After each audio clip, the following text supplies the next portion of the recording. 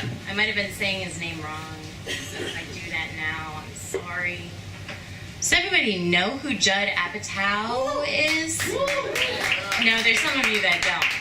And instead of waiting until the end of my story or in the middle of the story to lean to your neighbor, do it now. Lean to your neighbor and ask. Okay, you're too embarrassed, I understand. Does anybody know what Judd Apatow does? Makes magic, that's a good one. Producer. Yeah, comedies, okay. Any movies? Can you name any movies, guys? Oh, yeah. Those are good ones. Who's he married to? Yeah, you got it. You got it. Awesome. Does everybody know who Leslie Mann is? Yes. No? Anybody remember a scene? Want to yell about it? Oh, well, okay, cool.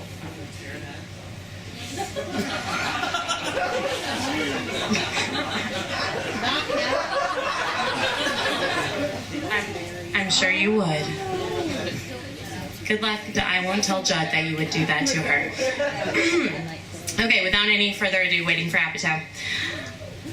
Artists can typically be split into two categories.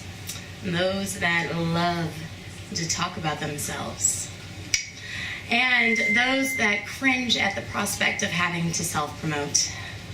I fall into the latter side of the spectrum. I'm so bad at talking myself up that I've been known to pretend that I don't even know what I'm working on and then hide behind a bush.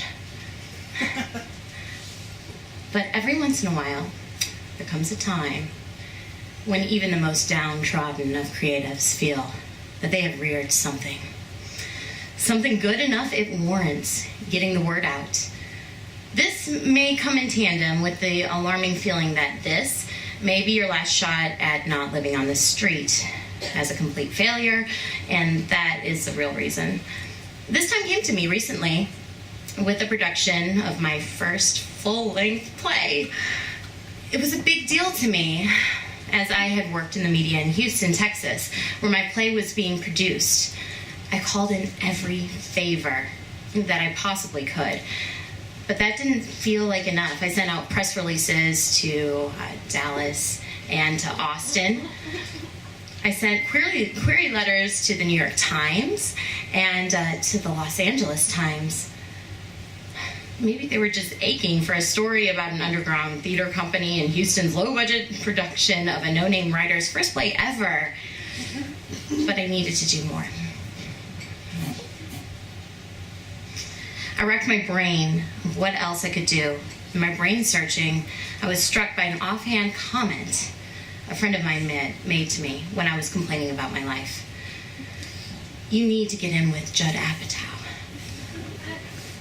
He's nuts about young Jewish girls, like in a creepy way. That was it. I was going to invite Judd Apatow to my play, and he would love it and ask me if he could produce it as an off-Broadway production, and then I would be famous. Huzzah! I crafted what I thought to be the most persuasive letter to Mr. Apatow. It was funny, but serious in its request. I swore once, which I thought would show that I was the type of girl that swore, but only when necessary for comedic impact. I presented the letter as a challenge and told him bring his lovely wife along, as there was a killer part for her. Judd Apatow, theater producer, I posited. In my letter, didn't he think that had a nice ring to it? Because I surely did. I put the letter along with other press materials in a shiny folder with a business card holder on it, because I thought this looked professional. I got the folder from a student that I teach who used it for paper that he had handed in. Also, I will assume under the impression that it made him look professional. He had a business card, though. But there was something missing. I couldn't just send Judd Apatow a hilariously, perfectly crafted letter in a fancy folder. I would need to catch his attention. As I puzzled this, I decided to go food shopping. I happened across the Jewish food items, which in Houston dominate 2 shelves at most and are hidden upon the ethnic aisle, because in Texas, Judaism is not just a religion and, as most people think, a nationality. It is also now an ethnicity. My eyes fell upon a box of plain matzo. Of course, that would get his attention. What kind of a person sends Judd Apatow an invitation to their play in Houston, Texas? And a random box of matzah? A genius. And he would want to hire me. That too. I wanted to put a message on the matzah.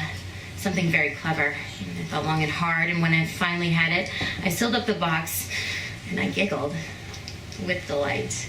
I may have even rubbed my hands together a little, like Scrooge McDuck does when he's thinking about his money.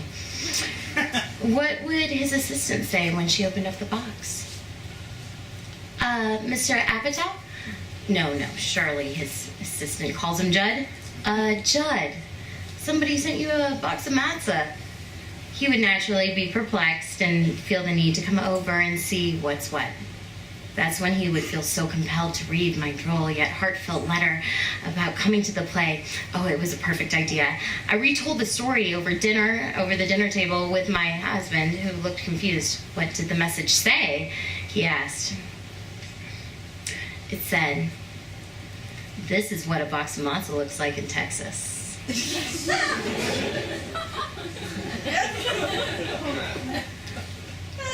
What did the box of matzah look like? Like a box of matzah? My husband told me he thought that this was sort of a bizarre thing to write on the box, which I told him was exactly the point. The weirdness is what makes it so damn amazing. My husband wasn't sure he got it, but then again, he doesn't have the greatest sense of humor. I'm sorry if your husband is here right now. That's my... I waited for Judd to RSVP, and when the RSVP never came, I laughed at myself. Of course, Judd Apatow is not going to RSVP to my amateur play. He wouldn't want people to know he was coming and make a big stink about it. Obviously, if he goes to places, he just shows up and gets in the door and gets handed a bottle of champagne. I daydreamed about it, about what it would be like to have Judd Apatow come see the writing of an off-chance possibility that he might actually like it, which I sort of thought he would. I imagined that he would show up with his wife Leslie Mann on his arm, and that she would be so shockingly thin, but munching on peanut M&Ms the whole time. They would tell me how hilarious the matzo box idea was and how they told all their Hollywood friends about it. After the show, they would invite my husband and me and my husband, not just him, back to their hotel to get a drink at their bar. But after a few, they would drag us up to their room because we just had to try their kind bud that they had. And if Judd Apatow and Leslie Mann ask you to smoke weed with them, you sort of have to, right? On opening night, I stood nervously watching the door. As friends greeted and wished me luck before the show started and congratulated me after the show ended, I couldn't help but feel a little bit let down. But maybe I should have known that Judd wouldn't just come to opening night. It was a Thursday. And that's a school night. As the nights wore on, my hopes of seeing Judd began to falter some. Until it occurred to me that maybe, just maybe, Judd was busy doing something else. Naturally, he wouldn't come himself. He would send his writing talent scout assistant. How could I have been so silly to think that he was going to come here on his own? Rather than waiting for the man himself, I waited for whom I assumed would come instead. Every stranger that approached me during the performances, I bit my tongue because it could be him or her. But when each one of them went on about how they did something or other, that I didn't care about, my hopes were dashed a little bit more. So as the curtain closed on the last night of the performances, I began to have a sinking feeling that just maybe Judd Apatow or a representative of this company might not be coming to see my play. But why? Was my letter not amusing enough? Not earnest enough? Was my matzo invitation not far out there enough? Or maybe it was something else. Maybe he was just too busy to come. Or worse yet, maybe he didn't want to come, and the concept of my play didn't even grab his attention enough to warrant Googling my name to see that I am a cute Jewish girl that he might be able to get on the casting couch. I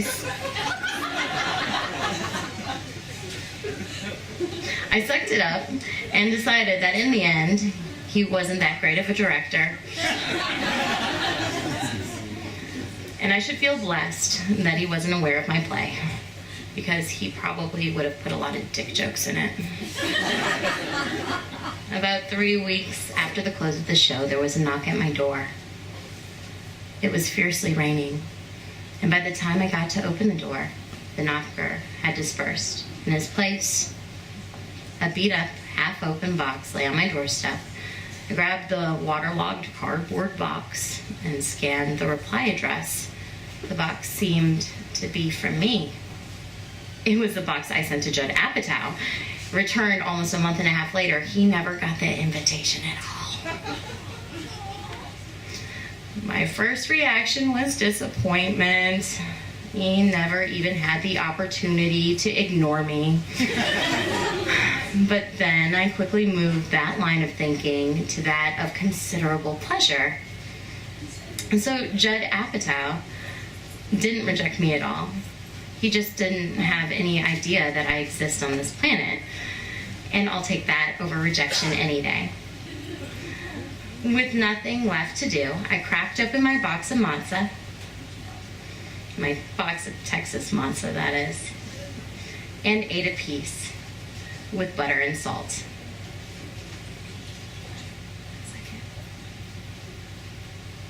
If it'll pick up. Never mind. Wait. And that is all.